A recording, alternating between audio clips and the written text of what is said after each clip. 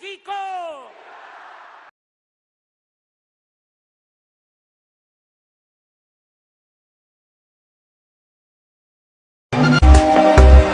¡Viva México! ¡Que viva México! El pueblo se cansa. El pueblo se cansa. El pueblo se cansa de tanta pinche tranza. Información. Gracias. Ahora sí, Jorge.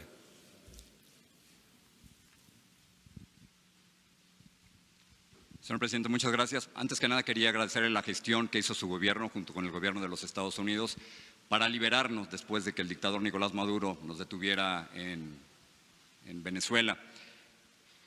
Todavía no nos regresan nuestros equipos ni la entrevista. Yo sé que usted no le quiere llamar dictadura a Venezuela, pero nosotros lo vivimos en carne propia.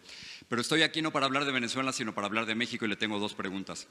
La primera es que a nivel de criminalidad las cosas no han cambiado en México, señor presidente. Durante sus primeros 3 meses asesinaron a 8,524 mexicanos. Si continúan las cifras igual, el 2019 va a ser el año más sangriento y violento en la historia moderna de México. Qué bueno que trajo a miembros de la futura Guardia Nacional. Veo demasiados militares para una Guardia Civil, pero qué bueno que los trajo, porque para que ellos den resultados faltan muchos años. Así que la pregunta es, ¿qué va a hacer a corto plazo para que no maten a tantos mexicanos y para que México no siga siendo uno de los países más peligrosos del mundo para ejercer el periodismo? Entre paréntesis, no ayuda que usted desacredite a los periodistas, señor presidente, o que pida que un medio revele sus fuentes. Eso es un ataque a la libertad de prensa. Si usted hubiera dado a conocer la carta al rey de España, Reforma no hubiera tenido que filtrar o buscar fuentes confidenciales. Pero la pregunta central es, ¿qué hacer para que ahora no maten a tantos mexicanos? Estamos trabajando todos los días, Jorge, como nunca. Antes los presidentes no se levantaban temprano para atender el principal problema, que es el de la inseguridad y de la violencia. Yo desde que tomé posición, todos los días, de lunes a viernes, tengo una reunión con el Gabinete de Seguridad. Todos los días, de 6 de la mañana a 7 de la mañana. Y yo personalmente recibo el reporte de lo que sucede en todo el país, de los delitos que se cometen en todo el país. No había, porque esto no se dice, ni siquiera una estadística confiable diaria de los delitos cometidos en el país. Los presidentes no se hacían cargo de este tema, delegaban solamente que se presentara un asunto grave y desgraciadamente pues eso era casi del diario. Le pasaban al presidente en turno una tarjeta para informarle. Ahora ya no es así. Heredamos… Muy violento, señor presidente. Ese es el problema, que si sigue así el 2019 va a ser terrible. Sí. El peor año que recordemos. Sí, hemos controlado la situación según nuestros datos. Los datos que yo tengo dicen otra cosa, no están controlando, al contrario, siguen muriendo muchos mexicanos. Sí, nos dejaron un país con mucha violencia porque había impunidad y mucha corrupción que ya no hay. Aparte de atender el asunto… Impunidad sigue habiendo, los feminicidios, los asesinatos a 6 periodistas durante su gobierno. Estamos nosotros atendiendo este tema, Jorge. No había ni siquiera elementos para garantizar la seguridad pública, porque no podía el Ejército ni la Marina atender por ley no estaban facultados para actuar en materia de seguridad pública. Vamos nosotros a resolver el problema. Ya no se está siguiendo la misma estrategia, una estrategia equivocada. Desde hace más de 10 años, 2 sexenios, se pensaba enfrentar la violencia con la violencia. Los gobiernos estaban dedicados a saquear, a robar y no representaban al pueblo. Se abandonó el campo, no se crearon empleos, se alentó la migración, se abandonó a los jóvenes, imperó la corrupción. Te voy a dar un dato. Creció la violencia al mismo tiempo que creció la corrupción. En el último reporte de Transparencia Internacional, México ocupó el lugar 136 en el mundo en corrupción. Y con la política neoliberal que ya cancelamos, que ya no se va a aplicar, porque fue una política de pillaje, de saqueo, apenas se creció en 36 años al 2% anual. México fue de los países con menos crecimiento económico. Y si no hay crecimiento económico, no hay empleos. Y si no hay empleos, no hay bienestar. Y si no hay bienestar, no puede haber paz y tranquilidad. Entonces, ¿qué hacían? Operativos, cárceles, queriendo enfrentar la violencia con la violencia. Ya esa política no se continúa. Ahora estamos atendiendo a la gente humilde, a la gente pobre, para que, sobre todo los jóvenes, no se vean obligados a tomar el camino de las conductas antisociales. Todo esto nos va a llevar algún tiempo, pero ya comenzó esta nueva política y esto tiene como complemento la perseverancia, la coordinación. Anteriormente la Marina actuaba por su cuenta, el Ejército hacía lo propio, la Policía Federal también, las policías estatales, las policías municipales. Ahora ya no, ahora hay coordinación. Ahora se aprobó una reforma constitucional. Pero no resultados, señor presidente. Claro que sí hay resultados. Las cifras indican que sigue aumentando el número de asesinatos, 8.524 en los 3 meses primeros. No han aumentado. No, claro que han aumentado, por No, supuesto que sí. Sí. Yo tengo otra información. ¿Son cifras de su propia Secretaría de Seguridad? Sí, pero yo te invito para que las revisemos. ¿Esas no son ciertas? Las cifras de las de nosotros no son ciertas. No, le pregunto que sí. Las cifras de su Secretaría de Seguridad no son ciertas. Dicen que murieron 8.524 mexicanos en los primeros 3 meses. Vamos viéndolas. Yo no te voy a decir, porque no me gusta decir mentiras. A ver, ¿por qué no pones la gráfica del promedio diario? Sí, pero no es cuestión de promedio diario, es cuestión de cuántos mexicanos han muerto durante los primeros 3 meses. No. Y yo traigo mis fuentes aquí. En 2 sexenios,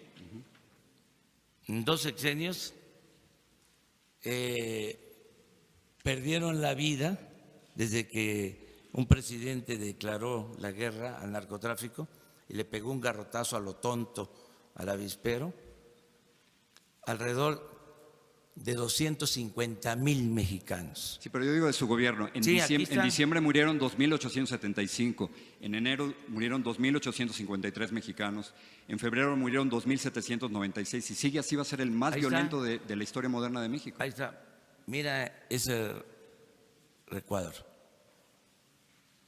A ver si coincide con tus datos. No sé cuántos, no alcanzo a leer desde aquí. A ver, yo te digo. Vamos a acercarnos a ver.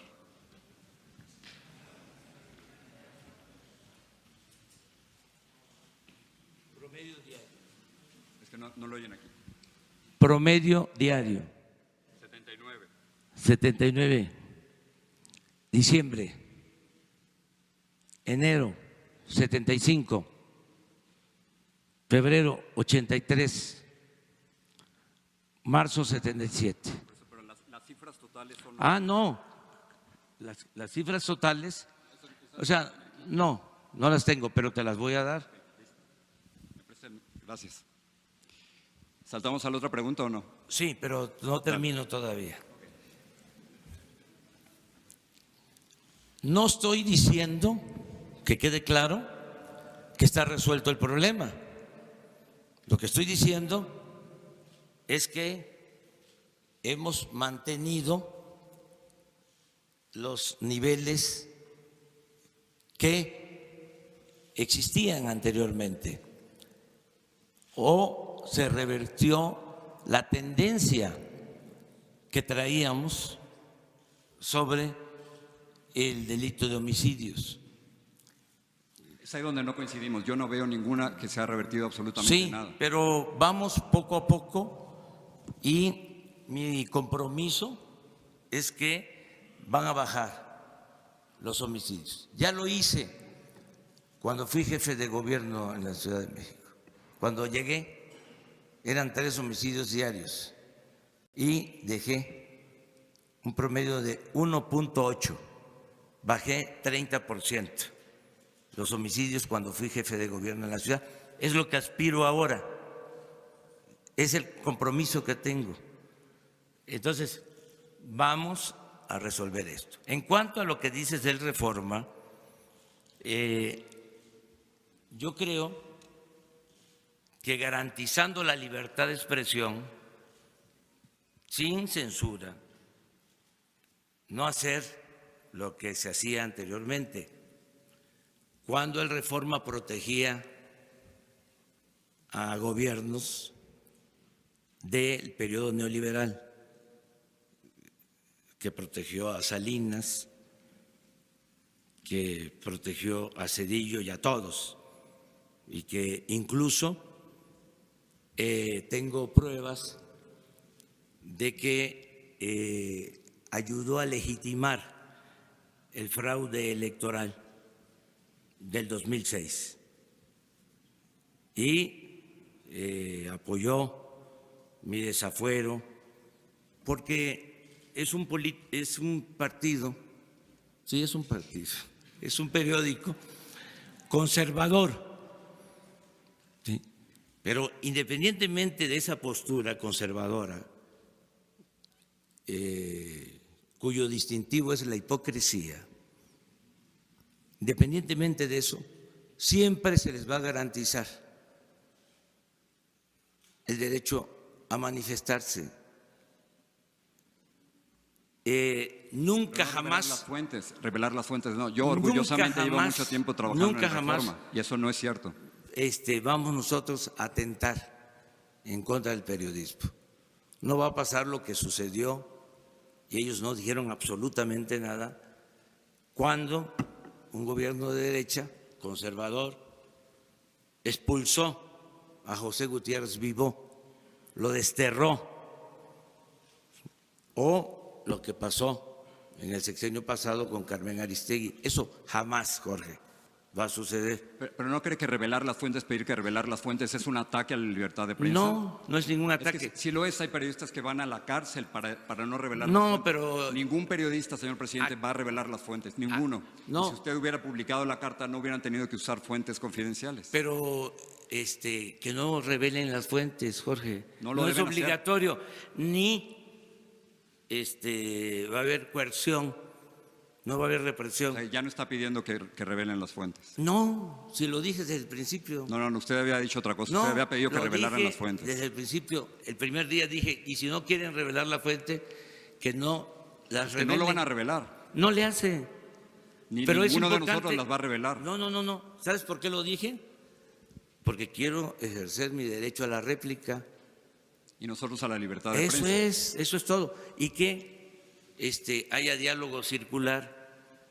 Entonces, ¿por qué ellos sí pueden plantear que haya transparencia y yo no puedo pedir que haya transparencia. Sí, pero no revelar las fuentes. No, Jamás. no. En este caso se trata de una carta que se envió a un gobierno extranjero y que de repente aparece publicada en el periódico Reforma. Entonces, Ese es nuestro trabajo. por eso, si no la quieren revelar las fuentes, no hay ningún problema. Pero yo tengo el derecho de manifestarme también, ¿no? Es lo que estoy haciendo. Déjame pasar la segunda pregunta. En el 2017 en una entrevista usted me dijo que Donald Trump sí era un racista. Incluso después usted escribió un libro llamado Oye Trump, que fue muy crítico con el presidente Donald Trump. Pero desde que llegó usted a la presidencia, aparentemente las cosas han cambiado un poco. Muchos acusan a su gobierno de ser la policía migratoria de Donald Trump. La pregunta es si usted cree que el silencio es la mejor estrategia para lidiar con un bully como Donald Trump. Yo lo que considero que no debemos pelearnos con el gobierno de Estados Unidos como política y que ha habido una relación de respeto mutuo que yo estimo mucho. Yo represento a todos los mexicanos y me importa tener una muy buena relación con el gobierno de Estados Unidos. Es una vecindad necesaria, una muy buena vecindad que debemos de procurar, fincada en la cooperación para el desarrollo. Y no voy a caer en ninguna provocación, no me voy a enganchar en un debate con el presidente de Estados Unidos cuando tenemos en Estados Unidos 24 millones de mexicanos, 12 millones que nacieron en México y 12 millones de padres mexicanos. Entonces, voy a actuar de manera responsable. Tengo que reconocer que han sido respetuosos con nuestra soberanía. Cuando se negoció el Tratado de Libre Comercio y el gobierno anterior y el gobierno de Estados Unidos, el gobierno actual, querían establecer un capítulo de energía que comprometían nuestra soberanía en el manejo del petróleo, dijimos no. Y se rompieron las pláticas y después de un tiempo se restablecieron las pláticas y se aceptó nuestra propuesta para que México siga siendo un país libre, soberano en esta materia y en todo. Pero esto implica también una actitud de parte nuestra responsable y el que no nos peleemos sin ton ni son con el gobierno de Estados Unidos lo aprueba la mayoría de los mexicanos. Quienes quisieran que nos peleáramos son nuestros adversarios. Acabo de estar hace poco en Poza Rica, Veracruz, y en un mitin pregunté a la gente, ¿quieren que le conteste al presidente Donald Trump o que actuemos con prudencia? Por unanimidad, habían como 3,000, como 5,000 personas, todos levantaron la mano para decir prudencia. Y esos son mis asesores.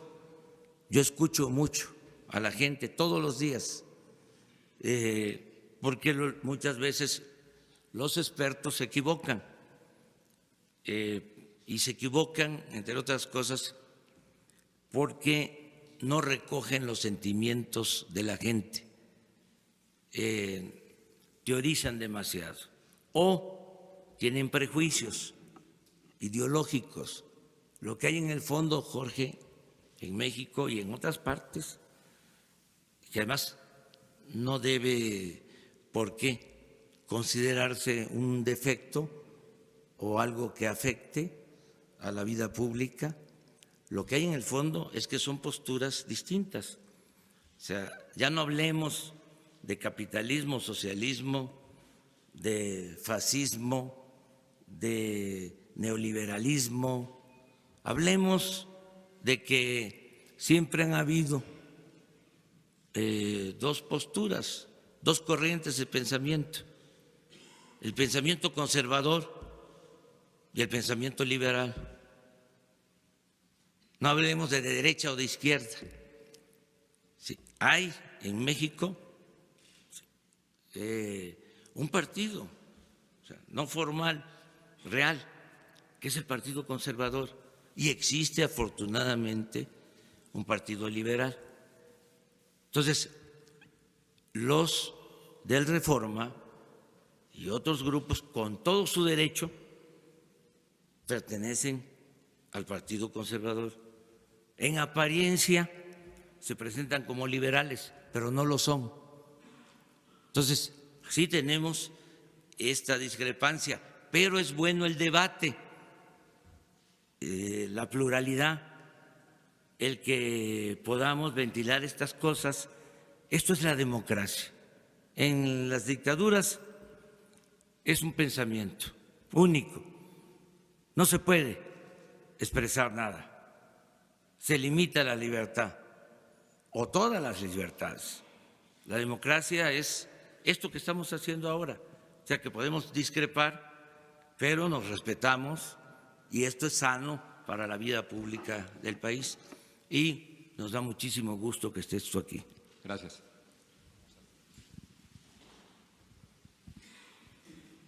Los dos.